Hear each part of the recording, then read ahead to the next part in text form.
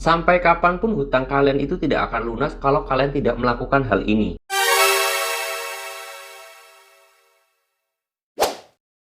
Assalamualaikum warahmatullahi wabarakatuh teman-teman semuanya. Pada kesempatan video kali ini saya ingin membahas hal yang sangat penting sekali untuk teman-teman semuanya yang sedang galbay pinjol atau kalian itu sedang terlilit pinjol. Nah, di sini pembahasannya khusus buat teman-teman semuanya yang ingin segera, asalnya sih pengen cepet lepas dari yang namanya terjeratan pinjol ini teman-teman semuanya. Dan mungkin ada teman-teman semuanya yang berpikiran pengen sebenarnya bayar pinjol tetapi tidak mampu atau sekarang tidak punya uangnya. Nah, di sini saya pengen bahas. Artinya di sini sebenarnya kalian itu ada kan keinginan untuk melunasi hutang kalian atau kalian itu pengen lepas banget yang namanya terjeratan pinjol. Tetapi ada hal yang harus kalian ketahui terlebih dahulu agar hutang kalian itu bisa lunas atau kalian itu bisa terlepas dari yang namanya jeratan pinjol. Nah, di sini saya mau bahas khusus buat teman-teman semuanya. Oke, di sini langsung aja masuk ke videonya teman-teman semuanya. Jadi, perlu teman-teman ketahui terlebih dahulu ya, dalam artian kalian itu tidak punya uang untuk membayar hutang pinjol tersebut. Ini khusus buat teman-teman semuanya yang dalam kondisi seperti itu. Nah, kalian itu ketika pengen lunas ataupun pengen terlepas dari jeratan pinjol, tolong banget perhatikan pertama, yaitu masalah tekanan DC dan juga teroran DC. Tolong banget kalian itu harus berani melawan DC, harus tenang melawan DC, harus enjoy aja menghadapi ancaman dan intimidasi dari DC. Dan kalau kalian itu nggak kuat, tolong banget segera ganti nomor dan juga reset HP agar kalian itu bisa lebih tenang lagi untuk menghadapi teroran daripada DC itu. Nah, di sini kenapa kok saya katakan seperti itu? Hal yang pertama, karena ketika kalian sudah takut oleh teroran DC, ancaman DC, itu kalian akan stres dan juga depresi. Ketika stres dan juga depresi, kalian akan berpikir pendek atau kalian itu tidak berpikir panjang. Kenapa? Akhirnya kalian itu mencoba untuk melakukan yang namanya pinjaman ke aplikasi lain atau mencari dana talangan. Iya enggak? Nah, kemudian terjeratlah kalian itu di pinjol kedua atau pinjol keberapa atau pinjol-pinjol berikutnya. Akhirnya kalian putus pikiran kalian, kalian itu nggak berpikir panjang, kalian mencoba cari dana talangan, di offline-nya kalian itu nggak dapet atau kalian itu nggak malu minjem di offline, di tetangga, di kerabat, atau di saudara. Akhirnya kalian itu minjem lagi di aplikasi pinjaman online juga. Akhirnya disinilah mulai terjadi yang namanya gali lubang tutup lubang. Ini yang kedua ya teman-teman. Hindari hal ini. Pertama, jangan pernah takut dulu sama DC-nya agar kalian itu tidak terjadi yang namanya pinjaman ke aplikasi lain atau melakukan gali lubang tutup lubang. Ini menjadi hal yang sangat berbahaya sekali karena ketika kalian itu sudah melakukan gali lubang tutup lubang, sampai kapanpun lubang itu akan terus ada gitu loh. Dan bisa jadi lubang tersebut akan semakin dalam dan kalian pun jatuh ke dalam jurang tersebut. Itulah yang saya katakan kenapa saya buktikan atau saya bilang pertama itu adalah jangan pernah takut terhadap melawan DC, jangan pernah gentar menghadapi teroran DC. Kalau kalian memang itu nggak kuat dengan teroran DC atau ancaman DC, segera ganti nomor HP, nomor WhatsApp kalian ganti, reset HP-nya, itu bisa sedikit lebih menenangkan kalian teman-teman ya. Nah, kalau kalian itu sudah pernah sudah ada pinjamannya sampai 3 ataupun 5 ataupun 10, itu sekarang juga harus kalian lakukan. Beranikan diri atau reset HP, ganti nomor HP. Itu harus yang kalian lakukan.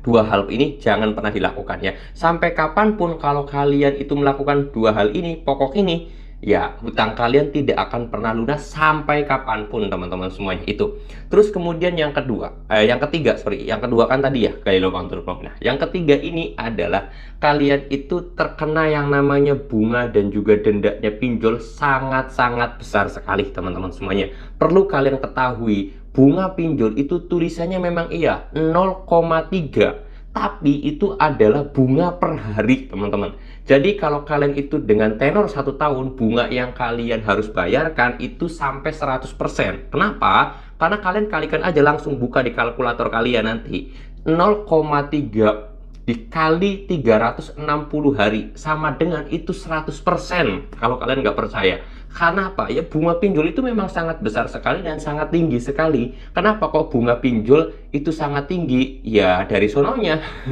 Nah, dari sinilah saya sendiri pengen yang namanya berusaha sedikit demi sedikit untuk segera menghancurkan pinjol agar pinjol itu tidak ada lagi di Indonesia khususnya teman-teman ya. Harapan saya itu seperti itu. Saya membuat video edukasi seperti ini. Nah, bunga pinjol segini itu belum ada apa-apanya, baru 100% kan. Belum lagi potongan biaya administrasi, terus kemudian potongan ataupun denda keterlambatan kalian itu ada lagi. Dendanya itu 0,1%. Memang sangat kecil, tapi itu per hari. Kalau misalkan itu terjadi sampai 365 hari, artinya bunga tersebut bakal naik menjadi 36%. Artinya kalau di total-total kalian harus bayar itu sampai dengan 150% teman-teman semuanya. Bunganya ya, bunga itu kelebihannya aja. Jadi contoh misalkan kalian itu pengen bayar utang kalian 10 juta, tenor kalian 1 tahun, maka yang dibayarkan kalian itu sebenarnya sampai dengan 25 juta. Kan sangat kejam sekali gitu loh. Itu parah banget. Itulah yang sangat kecilnya dipinjol. Kalau kalian itu minjem 100 juta kasarnya 100 juta, kalian harus bayar lebih dari 250 juta teman-teman semuanya. Nah, itu tenornya 1 tahun. Ingat, tenornya 1 tahun itu bayarnya segitu besarnya. Sedangkan kalau kalian minjem ke perbankan nih, minjem 100 juta, kalian itu bayarnya cuma 110 juta aja. Kalau pinjol bayarnya sampai 250 juta. Artinya 2 kali lipat lebih dong bang. Jawabannya yes. Bunga pinjol sangatlah besar. Nah, yang ketiga ini harus kalian perhatikan, 4 ya. Masuk step berikutnya yaitu negosiasi dalam hal bunga denda keterlambatan tersebut. Itu wajib banget. Kenapa? Karena kalau kalian itu bayar semuanya full, saya yakin kalian itu juga susah bayarnya karena bunga denda keterlambatan sangatlah tinggi sekali. Nah, di sini saya sendiri sudah pernah membuat video khusus untuk bagaimana cara kita itu menegosiasikan bunga dan juga denda dari pinjol tersebut. Tetapi perlu digarisbawahi, bunga dan juga denda keterlambatan itu bisa kita negosiasikan setelah kita galbay lebih dari 6 bulan atau bahkan lebih ya, harus lebih, tidak boleh kurang. Kalau kita baru galbay 30 hari atau baru 3 bulan, itu tidak bisa dinegosiasikan, pasti pihak pinjol akan menolaknya. Jadi step yang keempat itu harus kalian pahami dulu. Step 3 bahwasanya bunga denda keterlambatan pinjol, biaya administrasinya itu sangat tinggi sekali, bisa mencapai 2 kali lipat dari yang namanya pinjaman-pinjaman kita teman-teman semuanya. Dan belum lagi kalau denda keterlambatan itu bisa mencapai 100% juga loh ya, dalam artian karena per hari ini tahun 2024 itu masih kena bunga keterlambatannya sampai 0,3% ya. Nanti di tahun 2025 baru 0,1%. Itu nanti tahun 2025 belum, sekarang masih tahun 2024, seperti itu. Nah, artinya bunga yang segitu besar, denda yang segitu besar, biaya administrasi yang segitu besar, bahkan sampai 10%, bahkan bisa lebih, itu membuat kalian itu akan susah untuk melunasi hutang kalian atau kalian itu terjerat dengan yang namanya pinjol. Makanya kalian harus bisa menegosiasikan hal itu. 3 hal inilah ya, saya katakan 3 karena di situ negosiasi ya. Pertama, jangan pernah takut terhadap teroran dan ancaman DC. Yang kedua, kalian itu jangan pernah melakukan gali lubang tutup lubang. Yang ketiga adalah wajib banget negosiasi pinjol. Nah, ini ketiga saya katakan kenapa kok paling ujung, karena kalian itu boleh langsung galbay aja, tapi kalau misalkan ada keinginan untuk bayar, kalian itu sudah punya rezeki, kalian itu sudah punya bisnis yang lancar, amin saya katakan. Karena kan lebih baik kita bayar tapi kita mampu daripada kita itu galbay tapi kita tetap miskin. Ya enggak, seperti itu ya teman-teman prinsipnya kan. Nah, saya katakan nomor 3 ini karena ya saya doakan teman-teman semuanya bisa membayar pinjol tetapi ekonomi kalian itu jauh lebih meningkat. Mendingan mana?